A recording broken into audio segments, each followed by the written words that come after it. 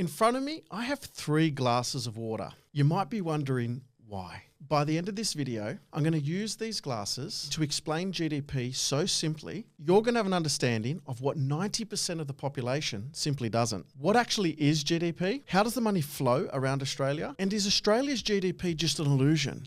Is it built on a house of cards? Is there something festering deep inside? Today, I want to unpack all that and give you guys an understanding of how I look at GDP and what things you need to be looking at and considering so that you can be the smartest person at the barbecue, but also use that direct measure to understand what you think will happen with the economy as you move forward. I'm Jeremy Iannuzzelli. This is what school should have taught you.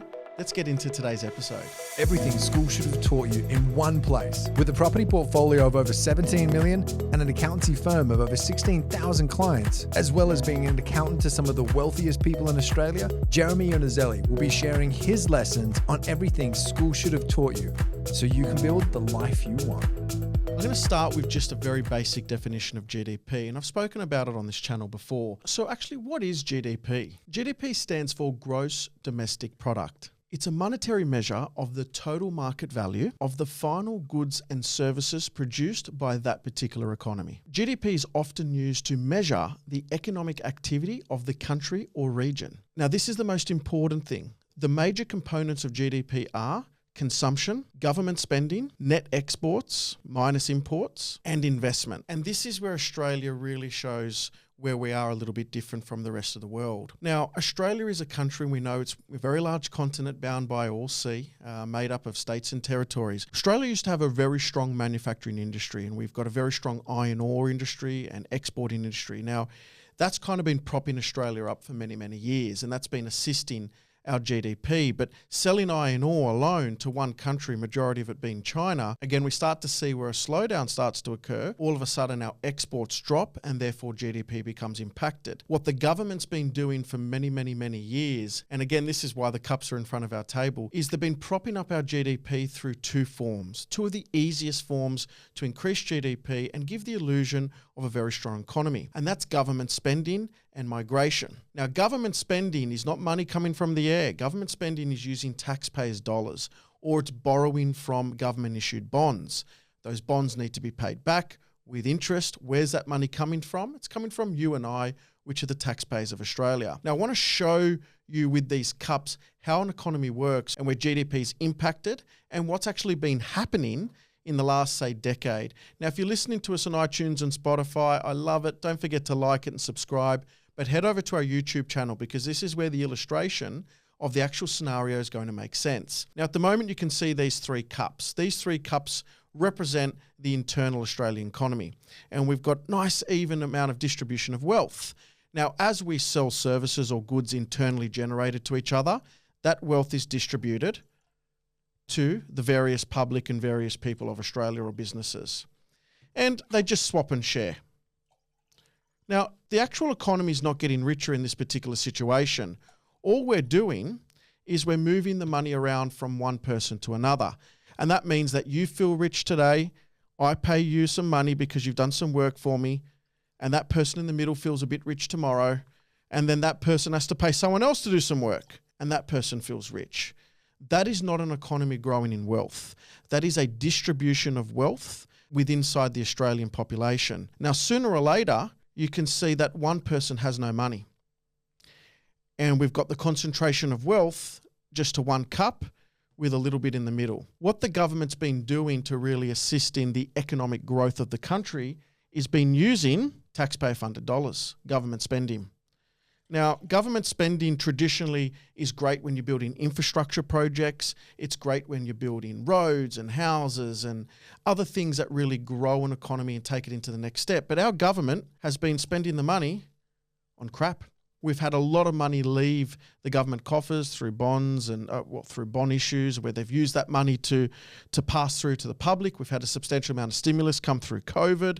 We've got an ever-growing NDIS program. We've got an ever-growing social welfare program as well. And what's that doing? It's using taxpayer dollars to continue to fund GDP. Now, government's obviously recognised that it can't just continue to prop up the cups because sooner or later, all that money has to be paid back. So another way that they've been increasing GDP and showing, again, economic growth within inside a region is through mass migration. Now, migration is a brilliant thing for every country. If we don't have it, we start to have declining populations, something that China's going through at the moment. China had a huge amount of population increase over the last 3 decades, and then obviously since their one-child policy was enacted, population's been reducing. Now, you've got other emerging countries like India, whose population's been increasing substantially, and therefore GDP increases as well. But in Australia, it's so expensive to have a large family. That concept of having, 4, 5, 6 kids, especially giving them everything that the modern century requires, becomes quite expensive. So the government has a very relaxed migration policy. We've been seeing anywhere between 300,000 to 500,000 migrants come in per year. And again, that is propping up GDP, because what that does bring in, it brings in the migrants' wealth from another country. So now they can start to prop up the economy here in Australia, which is a good thing. But sooner or later, that wealth that they've brought in all gets distributed, all gets filtered through the system of the Australian economy. What that also brings in from a GDP perspective is consumption. More people in a country, more consumption that we have. But is that necessarily making the country richer? Not really. What we need to be relying on, and where the Australian government needs to be focusing its efforts, is our net exports. And that's something that Australia has failed to do over probably the last 2 decades. Our manufacturing industry has been dwindling. We've been closing factories quicker than we've been opening new ones. We're relying very heavily on our minerals and exports to overseas countries like China and other emerging countries like India. And all of a sudden, when those things start to slow down, who's holding the bag? The Australian taxpayer. Because remember, we've been pushing our money around from left to right, everybody feeling like they're getting richer, but really it's just a distribution of wealth. And that magic hand that's been coming into the Australian economy has been the government. And again, not through money that they've been generating from entrepreneurial activities or business. That's money that they've been taking from our taxpayer-funded dollars, which could have went to infrastructure or other things around the Australian economy to help improve future GDP. So the question needs to be asked, is Australia festering behind the scenes? Are we just propping up our GDP numbers so they look good on paper, but is the underlying problem still there? And the question is, if we're using consumption through migration, or we're using government spending through taxpayer-funded services, then where is our next dollar going to come from? Comment below, because I really want to hear what you think we should be doing. But if we look at some other countries around the globe, we've got places like China, we've got places like India, 2 very emerging countries, although China's been emerging for probably the better part of 3 decades. And now we've got a resurgence in American manufacturing. These are the things that Australia needs to be focusing on. We are a very rich mineral resource country. We've got a lot to offer. Yes, our wages are a lot higher, but we have extremely good entrepreneurial technology out there which can be utilised better. And I think more incentives need to be provided so that people here in Australia stay in Australia and have all that brilliant technology that they're creating here in Australia to be exported to the world, as opposed to going to other countries where there is significant tax benefits. In short, we need to consider GDP on multiple things. We can't just look at the number that's been presented to us. We need to understand how that number's been presented to us, why that number's been presented to us. What are the underlying factors that make up that GDP number? What are the underlying factors that are making our economy strong? If our economy is just relying on migration, or our economy is just relying on government spending, these 2 things can't continue to happen forever, because we're going to have infrastructure shortages, potentially lower quality of life, or higher inflation. Because again, if we've got more people running around, significantly increasing the demand, and the supply is not there through lack of productivity, then inflation starts to increase substantially. Government spending that's using our tax dollars, unfortunately not the best way, or not wisely, and our tax dollars need to be going in, yes, to creating a better economy, but also to be servicing the needs of the future. In Australia, we haven't had major infrastructure projects like dams or other things being built for quite a while. Even our electricity grid is quite old and dated and aging, and that's going to present lots of issues in the future. These are the things that our Australian government spending should be going on, not necessarily the pockets so we can just prop up the spending and GDP for the government of the time to say how good our economy is going. And more importantly, us as Australians, or Australia in general, we need to focus on net exports.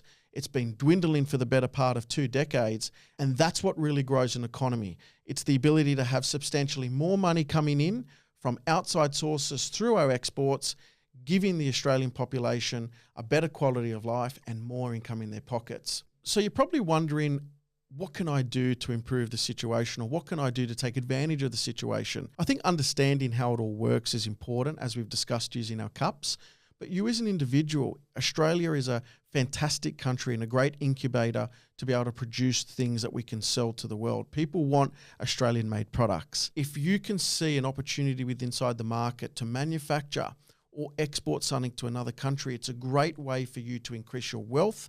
It's a great way to increase the wealth of the country. We've got significant demand for our products because they are quality. However, the investment in it is quite high, but this is where you as an individual can look at ways that you can introduce and improve productivity to a certain product or service that you can export overseas.